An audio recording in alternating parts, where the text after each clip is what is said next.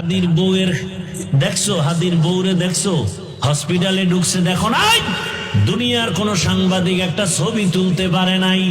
ফজরের নামাজে মসজিদে হাজির হাদি, জামাত ছাড়া নামাজ আদায় করেন না, এক ওয়াক্ত নামাজ বাদ দেন না।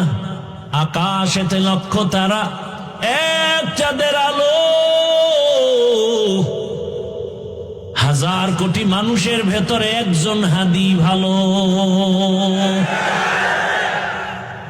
আকাশেতে লক্ষ তারা, এক চাঁদের আলো,